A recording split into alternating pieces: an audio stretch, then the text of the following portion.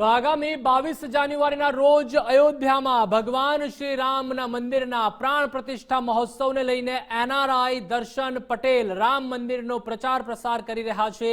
ત્યારે રામ ભક્ત દર્શનભાઈએ ભાવનગરમાં પણ પ્રચાર કર્યો હતો અને મેક્સિકોથી આવેલા દર્શનભાઈએ વિવિધ સંસ્થાઓ સાથે મીટિંગ પણ કરી હતી અને શાળામાં જઈને યુવાનોને જે રીતે રામ મંદિર પ્રત્યે પણ તેઓના દ્વારા જાગૃત કરવામાં આવ્યા હતા અને જે રીતે શ્રી રામનું મંદિર તો બાંધવામાં આવ્યું છે અને 22 તારીખે પ્રાણ પ્રતિષ્ઠા પણ છે અને તેને લઈને એનઆરઆઈ દર્શન પટેલે ભાવનગરમાં પ્રચાર કર્યો હતો।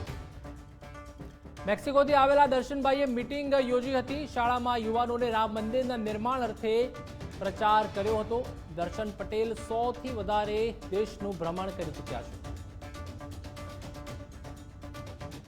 આગામી 22 તારીખના રોજ જે પ્રમાણે ભગવાન શ્રી રામનું અયોધ્યા ખાતે મંદિર બનવા જઈ રહ્યું છે ને તેને જ લઈને સમગ્ર દેશ ઉપરાંત વિદેશમાં પણ તેનો થનગનાટ છે તે જોવા મળી રહ્યો છે।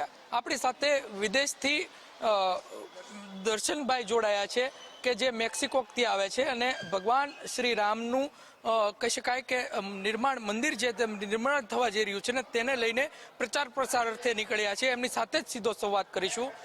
દર્શનભાઈ, આપનું સ્વાગત છે ગુજરાત ફર્સ્ટમાં। શું કહેશો, જે પ્રમાણે ભગવાન રામનું મંદિર બનવા જઈ રહ્યું છે તેનો પ્રચાર પ્રસાર કરવા નીકળ્યા છો, શું કહેવું? હાજી, તો આમ જોવા જઈએ ને તો આપણે ઊંઘતા હતા અને મોઢામાં કોઈ સાકર મૂકી ગયું હોય ને એવો એક આ પ્રસંગ છે। આપણે તો આ સદીમાં જન્મ્યા અને જ્યારે રામ ભગવાનનું મંદિર થઈ રહ્યું છે ત્યારે દુનિયાભરમાં તો થનગનાટ છે જ, પણ મને ખાસ ઉત્સાહ એ આવી રહ્યો છે કે આ જે મેં યાત્રા ચાલુ કરી 100 દેશની યાત્રા 5 લાખ કિલોમીટર 5 વર્ષ માટે ફરી રહ્યો છું અને એમાં મોકો મળ્યો ને મને, એ જ મારા ધન્ય ભાગ છે।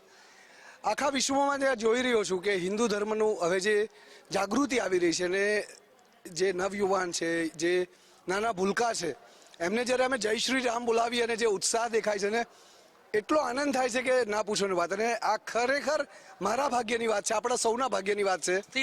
જે પ્રમાણે દર્શનભાઈ છે તે દરેક કહી શકાય કે અત્યારે હાલ તો ગુજરાતમાં છે, પરંતુ દર્શનભાઈના કહેવા મુજબ 100 થી વધારે જે દેશ છે તે દેશમાં ફરી અને ભગવાન શ્રી રામ છે તેનો પ્રચાર પ્રસાર કરી રહ્યા છે। જોકે આગામી દિવસો એટલે કે કહી શકાય કે આગામી તારીખ 22ના રોજ ભગવાન શ્રી રામ છે તેનું જે મંદિર નિર્માણ પામવા જઈ રહ્યું છે તેની પ્રાણ પ્રતિષ્ઠાનો જે મહોત્સવ છે તે મહોત્સવમાં ચોક્કસથી દરેક દેશવાસીઓને એક જ જે કહી શકાય કે હર ઘર મેં એક ही नारा है ભગવાન શ્રી રામ છે તે પધારશે ને તેને લઈને પ્રચાર પ્રસાર અર્થે દર્શનભાઈ છે તે નીકળ્યા છે।